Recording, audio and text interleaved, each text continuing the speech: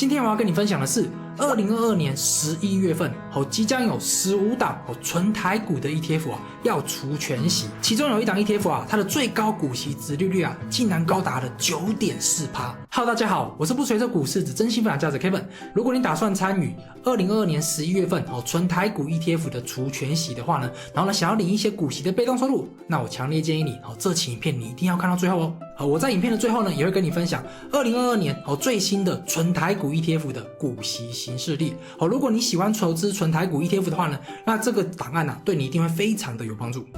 如果你是初次来到这频道的，这频道主要是分享台美股的投资知识。如果你想要脱离对台美股投资一无所知的状况，记得订阅并开小铃铛。我在这边每周分享有用的投资知识，相信对你非常有帮助。那如果你想要了解更多美股的投资攻略的话呢，也可以追踪我的 IG 哦。那我们马上开始。好，那我们11月份除息的纯台股 ETF 非常的多高达了15档。那我会分成3个类型进行讲解。第一个类型的话呢就是年配息，然后再来的话呢我会讲解半年配息跟季配息的 ETF。好，我们现在介绍第一档年配息的 ETF 0053元大台湾电子科技 ETF。那这档 ETF 呢，它的配息金额是 1.71 块。那以我录影当下11月8号它的股价是 50.2， 那我们算出来它的殖利率是 3.4%。那第二档 ETF 是0055元大台湾金融 ETF， 它这次配息的金额是 0.87， 然后呢以股价 21.3 块算出来的话呢，它的殖利率是 4.1%。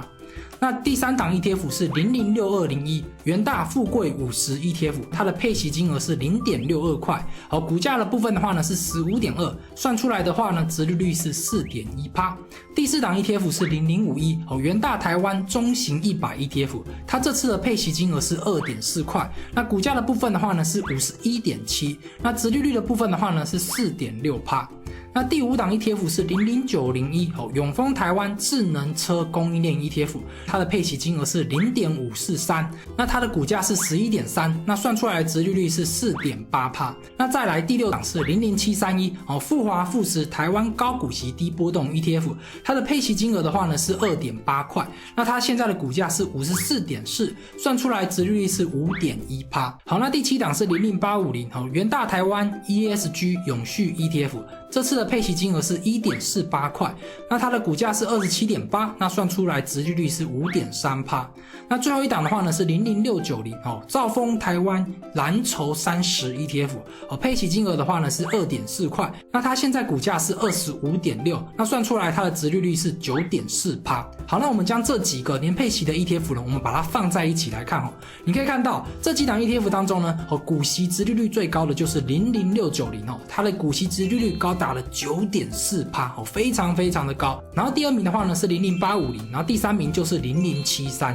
那这几档 ETF 他们的除息日期大概都是落在11月16号。那00731的话呢则是11月17，那00690的话呢则是11月28号。那么他们发放的日期我就放在下方大家可以自己去参考。第一档的话呢叫做006208富邦台湾采集50 ETF， 那它这次的配息金额是 0.97 块，那股价是 58.5， 那算出来它的殖利率是 1.7%。那第二档是00692富邦台湾公司治理100 ETF， 那这档 ETF 的配息金额是 0.55， 那股价是 25.6， 那它的殖利率的部分的话呢是 2.1%。好，那第三档的部分是00892富邦台湾核心半导体 ETF， 它的配息金额是 0.34 块，那它的股价的部分的话呢是 9.4， 那它的殖利率的部分的话呢就是 3.6%。第一档是00894中国信托特选小资高价30 ETF， 但它的配息金额是 0.1 块，那它的股价的部分的话呢是 10.6， 算出来的话呢它的殖利率是 0.9%。那第二档是00891中国信托台湾 ESG 永续关键半导体 ETF， 它的配息金额是 0.1 块，那它的股价的部分的话呢是 10.3， 算出来的话呢它的殖利率是 1%。好，那第三档就是00900富邦特选台湾高股息30 ETF， 那它的配息金额是 0.15， 那它目前的股价的话呢是 10.3， 所以它的殖利率的部分的话呢就是 1.5%。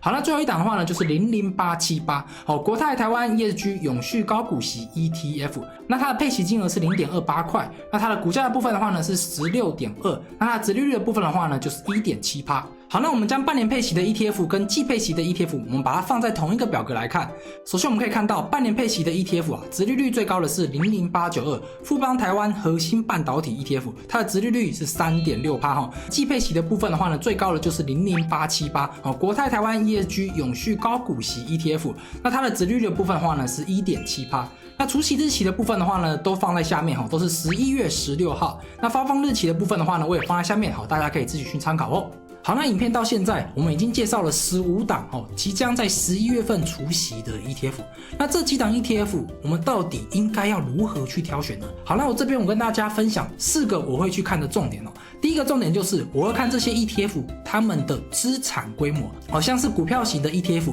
如果它的资产规模小于1亿元，然后呢持续30天的话呢，那它就可能会面临下市的风险。那第二个就是我会看他们的受益人数，好，因为如果受益人数非常的少，可能只有几千人，甚至只有几百人的话，那这档 ETF 我大概不会去碰，因为可能就是我买了之后呢，好，到最后就算填息了，那我要卖的话呢，也基本上卖不太出去啊，我甚至可能要折价才可以卖出去哦。好，那第三个的话呢，我会看他们2022年至今他们的绩效表现是如何。如果他们绩效表现不错的话呢，或者是说呢他们比较抗跌的话呢，那我会认为他们比较容易去填息啦。好，那第4个部分的话呢，就是2021年的总开销费用。好，如果它总开销费用非常的高的话呢，代表说我们拿的越少嘛，总开销费用越低，那代表我们拿的越多。好，那接下来我们就来看一下年配息的 ETF， 它有没有满足我刚刚上面4个重点。好，我们先看一下它的资产规模的部分。好，最小的资产规模的是0053，它也有 2.4 亿的规模。那 2.4 亿相对于1亿来讲的话呢，它还有蛮大的空间，所以说呢算是蛮安全的。好，那这几档 ETF 的话呢，基本上都是算 OK 的。好，那接下来我们来看一下受益人数的部分。年配息的 ETF 啊，他们的受益人数啊都非常的少，大概只有几千人，甚至呢最高的也只有00850 6.6万人。好，因为年配息的 ETF 啊，相对于季配息的 ETF 来讲，我们会比较喜欢去季配息的 ETF 啊，因为季配息的话呢，1年分4次大家会比较喜欢去投资啦。好，那我们来看一下00690，它这次配发了 9.4% 的高股息它受益人数现在也只有3000人。就算在过去这1个月当中啊，它的受益人数增加率啊高达了 53%， 它的受益人数啊还是只有3000多人。好，那我看到这种受益人数这么少，我基本上不会去选那种只有1000人或是2000人的受益人数的 ETF 啊，因为这样子的话呢，我买了之后呢，可能就非常的难以去卖出因为几乎就没有什么人认识这档 ETF 啊。好，那接下来我们来看一下2022年的绩效表现的部分。那这个绩效表现的话呢，是含股息的部分那我们可以看到最优秀的就是00731它的绩效表现是负 8.8%。今年台股大盘下跌了30几%，这档 ETF 竟然只有下跌了 8.8%是非常非常的不错好，那接下来我们来看一下2021年的总开销费用的部分。那总开销费用的部分的话呢，是00731最多高达了 2.6%真的是非常非常的高你看其他的 ETF 大概都只有 0.46% 或者是 0.58% 左右那总开销费用最低的就是我们的00850则是 0.46%。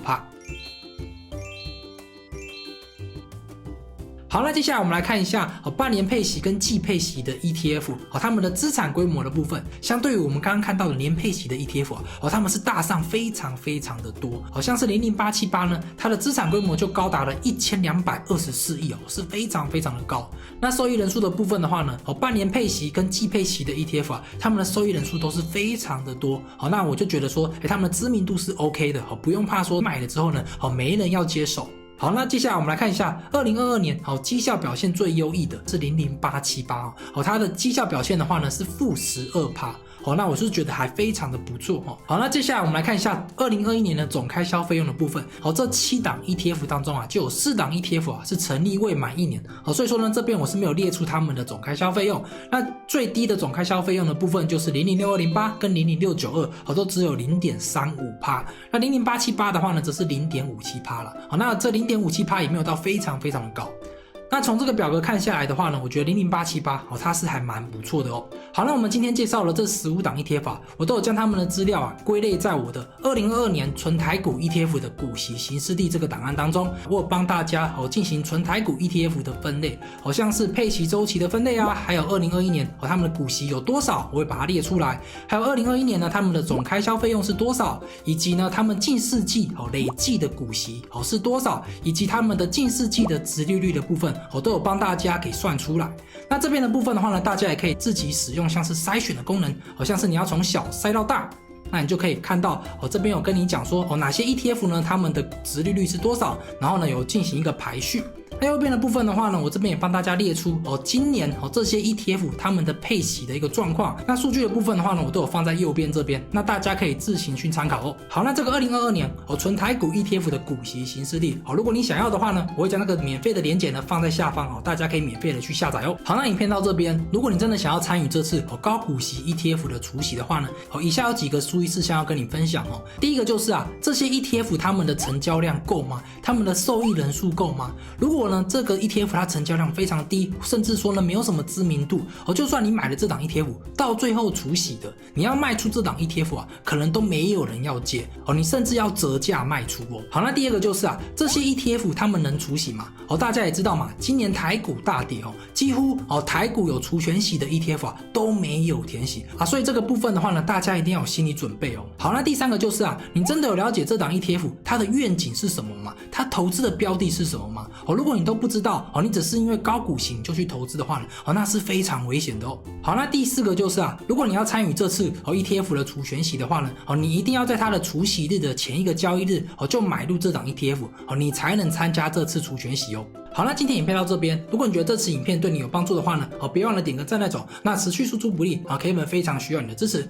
好，那我是不随手股市真心版价值 Kevin， 我们下期影片见，拜拜 OK 吧。哇，前面这个讲了这么久，这一段那么难讲吗？